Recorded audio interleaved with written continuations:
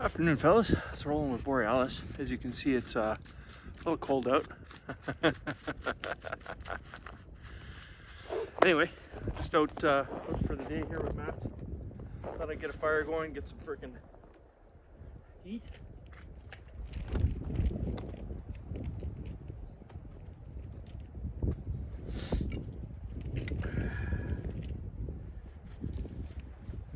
It's about minus 21. Probably about minus 27, 28 with the wind chill.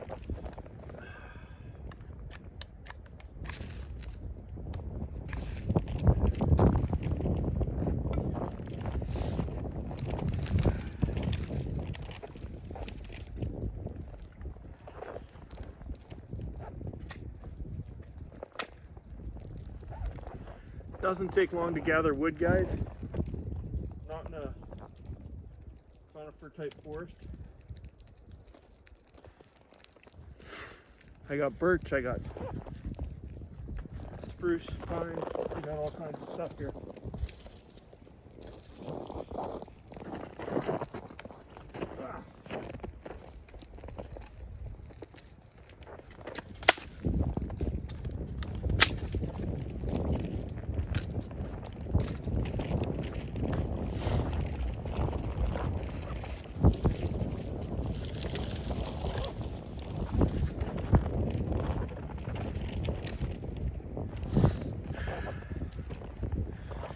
As you can see, it doesn't take much.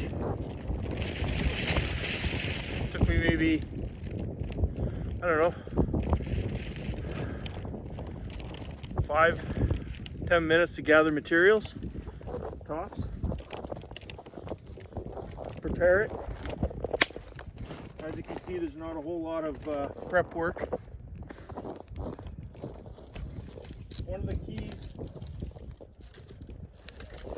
One of the keys, guys, when you go out and you know you're going to be going to the same spot all the time is make sure that you got some kind of a plan for the next time you come out.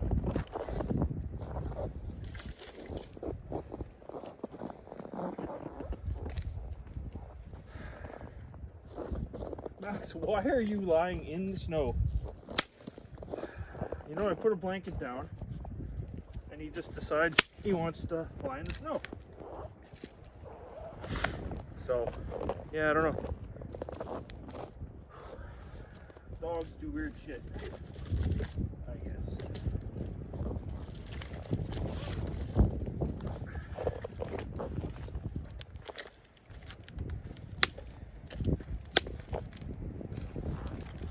So back to pre-prepping your area. So if you've been out once already,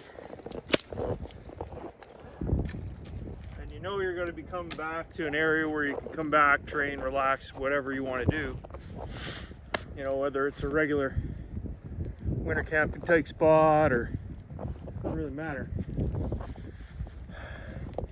It's prudent planning to put up a little bit of resources so that when you get to your spot, you're not scavenging and cutting wood and trying to find your resources. Sorry, I'm kind of out of frame there. You don't want to be in a panic to get all your resources done. If you're doing that in a training type environment, you're making your life harder than it needs to be. So, you know, that being said, you know, come out, I got stuff to work with.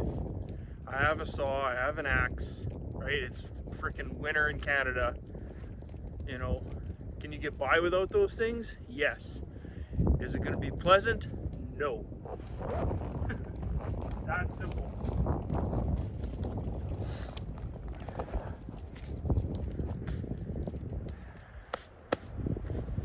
The first time that I came out here, I didn't do anything except cut down one tree for the boughs for Max and use it as a sitting log, and I built the fire.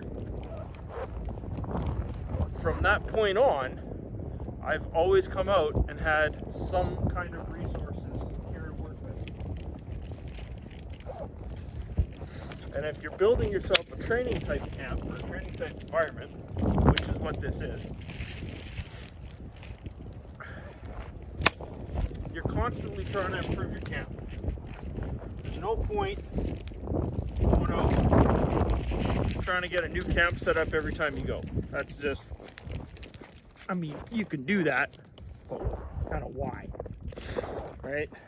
I gotta borrow my stick breaker here.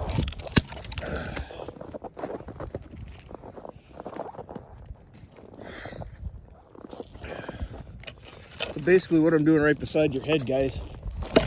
Whoops.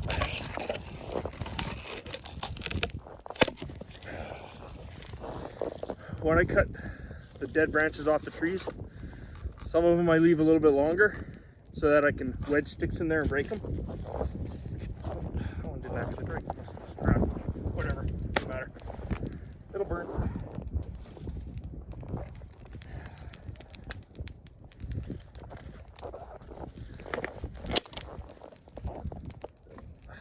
So essentially my objective when I come out to relax.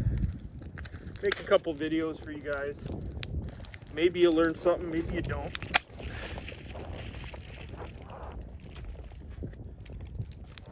Hopefully you do. Yeah, you don't get to see all the little intricate things that I did, but as you can see, I wasn't all dainty on the ferro rod. I just freaking gave it a big freaking pull. We have fire, but it's about collecting the right type of resources to do that. As you can see, all this stuff is all dead.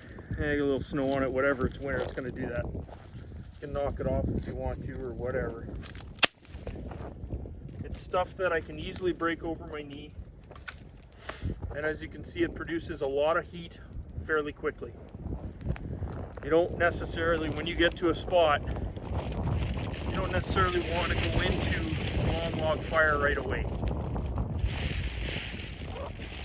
One, long log fires, although they provide a lot of surface area and a lot of heat, they're a lot slower to get going. And the concept is they burn slower, producing enough warmth and heat to maintain your body's core temperature throughout the day or evening, or overnight if that's the case. There's tons of different fire relays that's available, but as you can see, I'm not necessarily breaking them into super small pieces anymore. My kindling did that, now I'm starting to lay them out a little bit longer. And in doing so, those coals are going to slowly spread themselves out, and then I'll be able to pile on a little bit longer logs as time goes. Ideally, wintertime, kind of out of frame all the time here. I found my tripod finally, but you know, things go on. Whew, all fogged up now. I'll grab a mitt to sit on. So essentially, now I've got heat. I've got some type of a reflector on the back. I got some firewood stacked on the back side. I got a chain for my pot that I chose to leave out here. You know, now my day becomes comfort. Now I can concentrate on what I want to do. Whether I want to just chill out and relax, which is probably exactly what I'm going to do. I'll put up a little bit more wood, just because that's the work that you do when you come out. Wintertime, it's all about wood.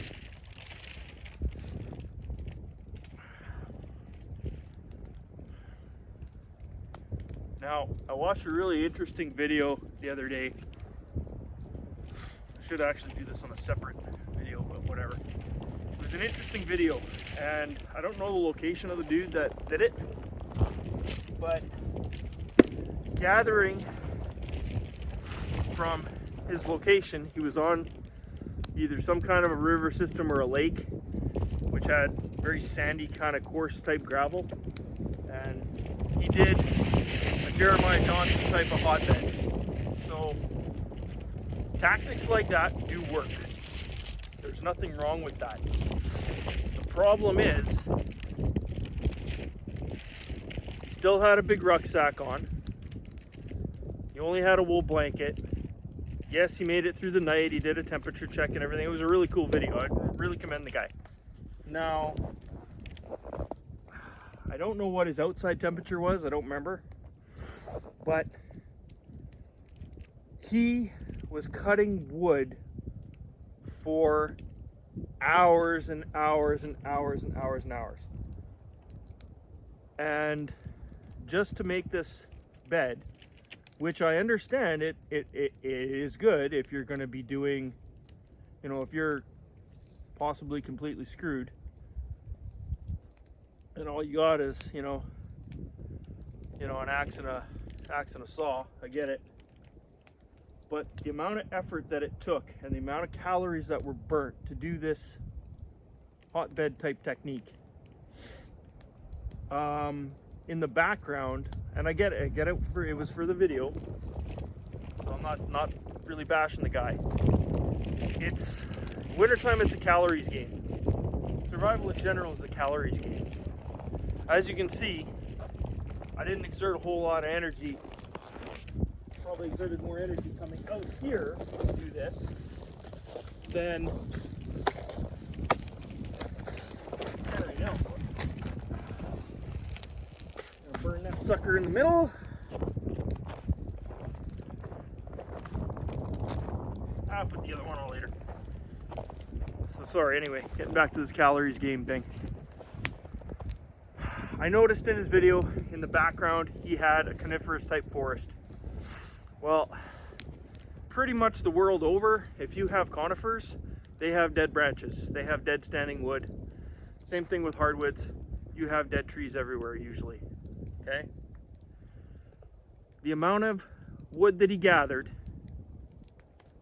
the amount of energy expended to create that bed, I could have cut down probably a lot less wood and exerted a lot less energy than it would take me to accomplish roughly the same thing, even if I didn't have a tarp or any kind of a shelter system. It's a simple matter of getting out of the wind, finding preferably some type of cover from the elements, which is really good. He slept out kind of in the open on the edge of this lake, and I can imagine it probably would have been relatively windy, even though it looked like it was a relatively calm day. But something like that would not be my first choice. If I have the tools, I'm gonna tuck myself away into the bush, find a spot where I have a lot of resources close by, so I'm not exerting energy running across, 200-300 meters of snow on snowshoes to bring in wood. That's not what you want to have to do. So, cool video. Commend the guy. Does really good videos. I enjoyed watching it. I learned a lot of it. But as I said, not my first choice. Also goes to prove that if you're going out in the winter, go out with the mindset that even though you're not spending the night, you're spending the night. There's a lot of people that go out for a day snowmobile ride or a day's quad ride or, whatever, that have zero intentions on spending the night. They have no axe. They've got, they might have a way to start a fire. They've got no shelter type system, no emergency gear really to speak of.